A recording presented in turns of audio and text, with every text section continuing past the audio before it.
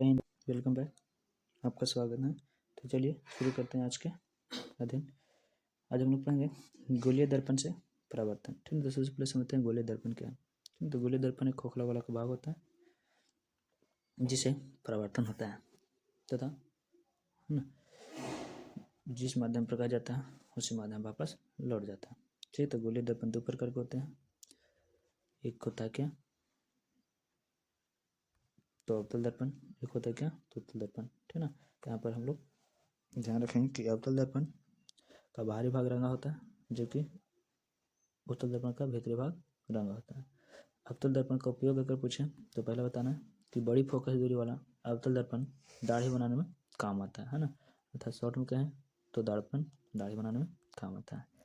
आँख, कान एवं नाक के डॉक्टर द्वारा उपयोग में लाए जाने वाले दर्पण को अवतल दर्पण कहते हैं।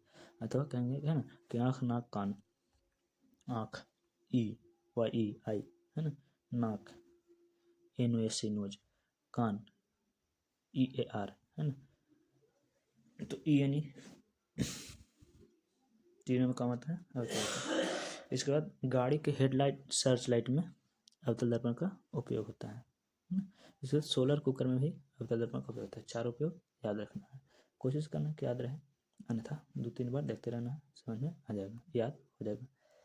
एक बात आता है कि अवतल दर्पण में प्रतिबिंब कहाँ कहाँ बनता है, ठीक है, तो इसको पर ध्यान रखना। अवतल दर्पण ठीक है ना, इस प्रकार से ये हो जाएगा अवतल दर्पण। यहाँ पर बिंदु हो जाएगा ध्रुव, और इधर में है ना अधिकतम दूरी जहाँ तक जाए सबसे अंतिम दूरी अनंत हो जाएगा, और फोकस दूरी इसके बाद फोकस दूरी जितना रहेगा उतना ही दूरी से इसका वक्ता केंद्र हो जाएगा। फोकस दूरी को F से दर्शाते हैं, वक्ता केंद्र को C दर्शाते हैं, ठीक है। और अनंत को अनंत ध्रुव को P से दर्शाते हैं। दर्पण को आप कुछ से भी नाम दे सकते हैं, M.A, B, C, D कुछ भी, ठीक है ना। ये वाला भाग जो है दर्पण के पीछे वाला भाग दर्शाता है। तो यहाँ पर स्थिति से हम लोग को ध्यान रखना, चित्र के माध्यम से देखने को तो भी नहीं मिलेगा कि अगर वस्तु अनंत पर है तो प्रतिबिंब फोकस पर बनेगा, अनंत पर रहेगा तो फोकस पर, जो कि बहुत ही छोटा, और उल्टा बनेगा वास्तविक बनेगा, है ना। और अगर वस्तु वक्रता केंद्र और अनंत के बीच रहे तो फोकस और वक्रता केंद्र के बीच बनेगा छोटा बनेगा, उल्टा और वास्तविक। अगर वक्रता केंद्र पर है तो प्रतिबिंब ही वक्र केंद्र पर बनता है और बराबर बनता है, और उल्टा वास्तविक बनता है। और अगर फोकस और वक्रता केंद्र के बीच रहे तो प्रतिबिंब वक्रता केंद्र और अनंत के बीच बनता है, उल्टा और वास्तविक। अगर वस्तु फोकस पर है तो प्रतिबिंब अनंत पर बनता है, बहुत बड़ा बनता है, उल्टा और वास्तविक। और अगर वस्तु कहाँ रहे, फोकस तथा दर्पण के पीछे रहे, फोकस तथा ध्रुव के बीच रहे तो दर्पण के पीछे बनता है और बड़ा बनता है और सीधा आभासी बनता है। यानी कि अवतल दर्पण में वास्तविक और आभासी, सीधा और उल्टा दोनों तरह के प्रतिबिंब बनते हैं, ठीक है ना। इसके बाद आता है उत्तल दर्पण में प्रतिबिंब। तो उत्तल दर्पण में प्रतिबिंब प्रत्येक दशा में प्रतिबिंब के दर्पण के पीछे ही बनता है। उसके ध्रुव और फोकस के बीच के वस्तु से छोटा और सीधा आभासी बनता है। इसमें सीधा और आभासी बनता है ना। एक क्या कहता है उत्तल दर्पण का उपयोग क्या होता है, तो इसका उपयोग गाड़ी चालक, जो गाड़ी का ड्राइवर होता है उसके बगल में एक आईना होता है ना, वो आईना रहता है उत्तल दर्पण के पीछे के देखने के लिए।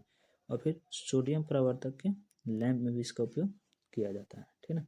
उसके बाद वाला हम लोग भाग जानेंगे लेंस से भी, ठीक। तो देखा जाए तो ये क्या लेंस है। लेंस भी एक कांच का टुकड़ा होता है, पारदर्शक माध्यम होता है जिससे प्रकाश एक तरफ से दूसरी तरफ जाता है। इसमें परावर्तन नहीं बल्कि अपवर्तन होता है। उत्तल लेंस, अवतल लेंस। उत्तल लेंस बीच वाला भाग मोटा होता है, किनारा वाला भाग पतला होता है। अवतल लेंस बीच वाला भाग पतला होता है, किनारा वाला भाग मोटा होता है। इसमें जो O दर्शा रहा जो ध्रुव है, इसमें 2 फोकस होते हैं क्योंकि दोनों तरफ भाग से देखे जा सकते हैं।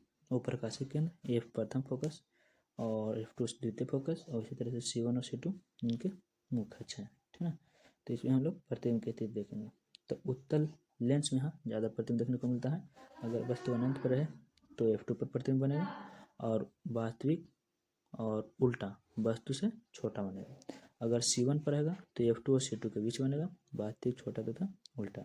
C1 पर तो C2 पर, कहीं F1 F2 से दर्शाता है तो F1 पर है ना, F2 पर, इस तरह से तो वास्तविक बड़ा बराबर और उल्टा। और C1 F1 के बीच C2 से परे यानी C2 से पहले वास्तविक बड़ा उल्टा, F1 पर तो अनंत पर वास्तविक उल्टा बहुत बड़ा। ओ और F1 के बीच, तो लेंस और उसी तरफ बनता है आभासी आवर्धित और सीधा तथा बड़ा बनता है ना। ध्यान रखना कि अवतल लेंस में प्रतिबिंब उतना ज़्यादा नहीं बनता है ना, प्रकाशीय केंद्र के बीच बनता है, या सीधा तथा आभासी वस्तु से छोटा बनता है, चाहे वस्तु कहीं भी रखी जाए।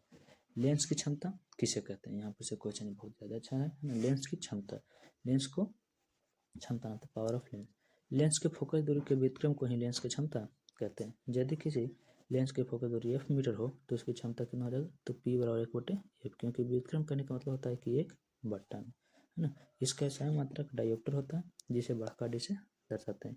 इसका एक और मात्रक होता है ना, जिसे हम लोग क्या कहते हैं, मीटर इनवर्स कहते हैं, ठीक है। आगे कहता है उत्तल लेंस की क्षमता धनात्मक एवं अवतल लेंस की क्षमता ऋणात्मक होती है। उत्तल लेंस की क्षमता क्या होती है, धनात्मक, और अवतल के ऋणात्मक। यदि दोनों लेंस को परस्पर रख दिया जाए सटा, तब क्या होगा, तो दोनों की क्षमता जुड़ जाता है। इसलिए P बराबर सूत्र होता है कि P1 + P2, ठीक है ना। अब आपको बताना ये है क्वेश्चन में कि उत्तल दर्पण के फोकस क्या होता है और अवतल दर्पण के फोकस क्या होता है। मिलते हैं फिर, थैंक यू, धन्यवाद।